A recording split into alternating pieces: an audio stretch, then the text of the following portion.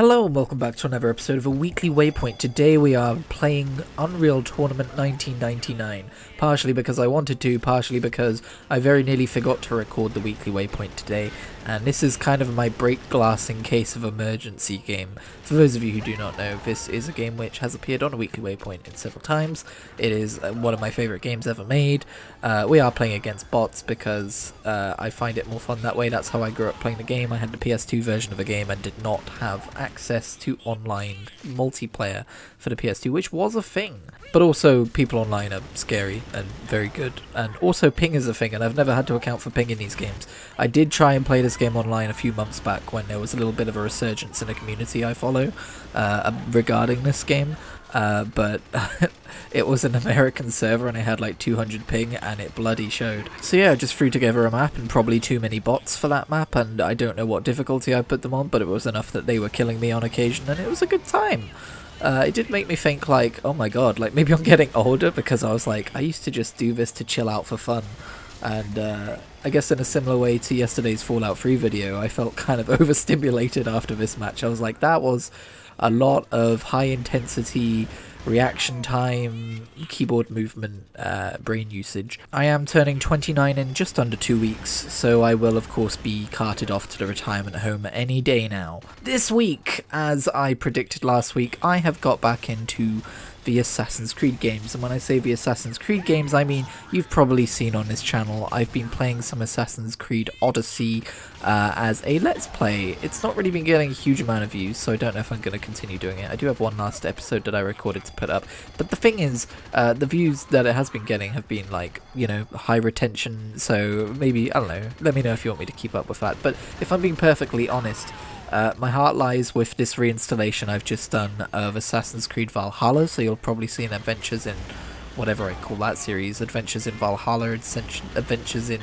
I guess, medieval England. I don't know if we use the word medieval anymore, but either way, I've been really enjoying that. So for those of you who don't know, I'm a big Assassin's Creed fan. I really love Origins and Odyssey. I've finished both of those games and I perfected Odyssey, and I just, you know, when I got my Xbox, Valhalla was pretty much a launch game for it, but I only spent about 20 hours in it because it's a fairly bloated game, as is Odyssey, to be fair, as is Origins, arguably, and while it is a time period I'm invested in and kind of like a theme that I'm excited about, it was also the first game I got my new Xbox, and I was obviously distracted, like, wow, I want to check out all these other games, because I've never owned an Xbox in my life. So now I'm just kind of getting back to it. I just got all the DLC for 15 quid, which is very nice, and so that's kind of motivating me to do a new playthrough.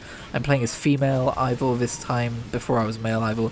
I know you can like let the animus decide for you, but honestly I would rather just have like one protagonist, or I guess one voice actor maybe, that I'm attached to. It feels kind of weird swapping back and forth. I feel like I'm not settling on one, so while the option is very cool that it's there, yeah, I would rather just have one. I'm about 10 hours in, and yeah, I really enjoy Valhalla. I forgot how different it is to Odyssey in comparison to like Odyssey to Origins was very, very similar in terms of game design, whereas Valhalla does things a little bit differently in some respects, like its approach to gear, and its approach to, like, you know, your eagle vision and stuff like that, and what constitutes a marker on the map. And yeah, it's a very, very, very good game. I think it's on Game Pass at the minute, so I would give it a go if I were you. I say that because every time I launch a game, it's like, oh, hey, do you want to claim some rewards points for playing a Game Pass game? So that's why. Maybe it's about to leave. I don't know. I haven't looked into it at all. I don't do research for my videos. That would imply effort, viewer. Okay, Assassin's Creed Valhalla has been on Game Pass since the 9th of January this year, so make of that what you will. You probably still have plenty of time to play it. I actually cooked up a brand new spreadsheet for Assassin's Creed game completion, even though I already have like the mega sheet of like my backlog with all my games on it. I wanted to go a little bit more in depth because I typically just have one platform version of a game on there, and with Assassin's Creed, historically I've had them on multiple platforms with like pretty good completion progress on multiple platforms, and it was just an excuse to make another spreadsheet, you know me. Also, I'm sure I mentioned World of Warcraft Mists of Pandaria Remix last week, but I have continued to play that My progress so far, I have got one character up to level 70, one character up to level 61, and about 6 other characters between level 10 and 20 because I have lost control of my life. I have fallen off of SWTOR a little bit, just because I've been playing this and also Assassin's Creed Valhalla, and those are both RPGs. There's only so much RPG I can have in my life. I haven't unsubbed though. I want to... The thing I really want to do in SWTOR is finish up the Sith Inquisitor storyline, but also make a light side Sith warrior and kind of use him to experience the Empire side story stuff in terms of like the DLC going forwards. I don't know if I mentioned this last week because I think this happened over a week ago, but this is... I also like set up a... I mean, I've had a SWTOR character spreadsheet for a while, but I set up kind of like template characters on that spreadsheet to kind of be like, I probably want to do this. And also I set up another tab on that spreadsheet being like, have I experienced the light side and have I experienced the dark side of all of the origin stories, and then every expansion, Republic side and Empire side. So again, another big long project of viewing every aspect of an MMO, which I'm probably never going to get around to finishing, but the journey is fun nonetheless. But anyway, I started this tangent talking about Mists of Pandaria Remix, and yeah, there's been a lot of patches, a lot of hotfixes because people were kind of abusing certain parts of the system and becoming more powerful than they should be, and then Blizz nerfed frog farming and gave everyone loads of bronze, and then also like, you know, kind of like nerfed the frog farmers themselves, which I found to be pretty funny because that kind of thing very rarely happens. And I remember getting into a raid with someone who was chanting exploit early, exploit often, and they were clearly very pleased with themselves for playing the game in a particular way which not everyone enjoys. And then, you know, I won't lie, it's pretty like, haha, fucker, seeing the nerfs come along. Obviously they still have a statistical advantage, it's not the perfect nerf, but you know, it still made me smile. Thing is, as my friend Reese keeps going on about, I agree, Mists of Pandaria Remix, people are treating it like a competition, and like, I had a raid today as well. I've been setting up normal raids because the best way to level up is through normal raids from level 25 onwards, but whenever I try and apply to them, the spots fill up too quick and it's just frustrating, so I'm like, I'll make my own group with blackjack and hookers. Anyway, and that worked out mostly pretty good, except for the one I did today, which was Throne of Thunder. And we were pretty slow getting through it, and some people were pretty angry that we were pretty slow getting through it. I guess I invited too many low item level, max level characters or whatever. But the point is, this one guy, we were literally halfway through the first boss. It was like a minute in and the boss was at like half health. That's pretty decent, right? And he's just like, wipe. Could you wipe? Yeah, this is too slow. Yeah, the DPS is awful, I'm leaving. And I was just like, wow. Like, what is the rush? Like, it's already, even at like a slow rate at which we ended up going through Throne of Thunder, it was still far, far faster than any other method of leveling alts outside of Pandaria Remix. I don't know what people's problem is. I mean, I guess I'm complaining about the World of Warcraft player base being hyper fixated on pushing a meta and it having to be the best competitive advantage against anyone else. So clearly I'm pissing into the wind, but... yeah, besides that, I've been enjoying Mists of Pandaria Remix. I've really been enjoying leveling through the zone stories. Again, I'm taking a little bit of a break from that because I got a little bit burnt out on doing that specific thing, but I'll probably get back to it soon now. I just really wanted to level a whole bunch of alts, and we've still got so long. We've still got so long before this event ends. What's probably going to end up happening is I'm probably going to level a few more alts to max level. I'm probably going to level a lot of alts to a decent level, and then I'm probably going to wander off long before the event ends. I know my brain. In other news, remember how I recently said how I read through the entirety of the Boruto manga and I really enjoyed it? And then I've started also kind of watching through the Boruto anime very slowly, and I'm enjoying that as well, which is, I'm sure I talked about this last week, but it's fascinating in that there's manga canon and then there's anime canon, and you know, some people just like, oh, it's all filler. I've watched those anime episodes. They expand the world and cast of characters in a way that you would expect to be included in the manga. It's crazy. It's really interesting. But it does have an exceedingly slow start.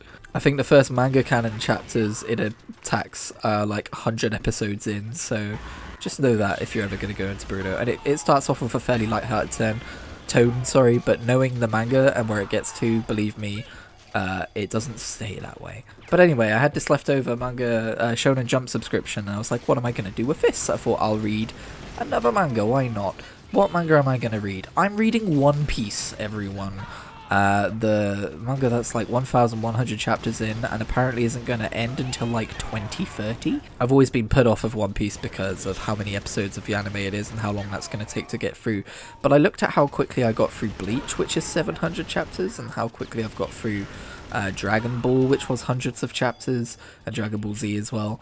And I'm like, you know what, I could just bash out One Piece. I could get caught up on One Piece, and then if I want to watch the anime later and like see the adaptation of it, I will, but it's not really a priority for me. Maybe I'll just watch the battle scenes of like battles that I'm really interested in watching, because that is the one thing I will say. Usually the anime version of fights is more interesting, at least when they're not drawn out to a goddamn snail's pace. But no, I've been reading One Piece. I'm still debating as to whether I'm going to do a thoughts on video on it, when I would do a thoughts on video on it, like where I would break up like, oh, the first 100 chapters of One Piece, or you know, do it every 100 chapters, or do it after major arcs, or just do one at the end when I'm caught up, and then, you know, if I'm still interested, like maybe do some YouTube content based around the chapters as they come out or something, I don't know. But I'm really enjoying One Piece. That is my first impression, and that probably doesn't come as a surprise to many people because One Piece is widely beloved, but I don't tend to like pirates or maritime themed things, because I live in a coastal city. That's usually what I say, but there are people I know who love pirates, so I don't know, just a preference thing. I've never been crazy about pirates. They've always just been kind of lame to me. And I have tried the One Piece anime before. I didn't get more than like 1 or 2 episodes in. I also don't love stories which are front-loaded with so much whimsy that it feels like we're never going to get to anything interesting or serious or relevant or crazy world building. But One Piece is very whimsical, at the start at least, and it is very pirates, and yet I love it. I'm really enjoying it. For those of you in the know, I am currently in the middle of the Arlong arc, and the cast of characters that has slowly been building so far is really, really good. I especially love Luffy. I think it's pronounced Luffy, right? I think I've only ever heard people call him Luffy, so if I'm regurgitating a mispronunciation, blame them. Meanwhile, you're all just going, thank fuck he's not saying Luffy. But there's something about Luffy I really like. Like, it's not a stoicism, it's not an innocence, it's a simplicity of, I guess, kindness, but also just like, I don't know, I can't quite put my words on it. I can't quite find the phrasing. I'm sure I will as time goes on. But he's great. He's just great. Especially when shit starts getting serious. He's wonderful. But yeah, we still haven't reached the Grand Line, which as far as I'm aware is like the general setting of One Piece.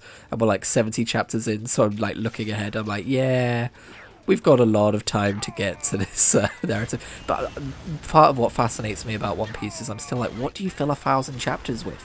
Is it just a lot of whimsy? Is it just a lot of self-contained short stories, like Dragon Quest VII style?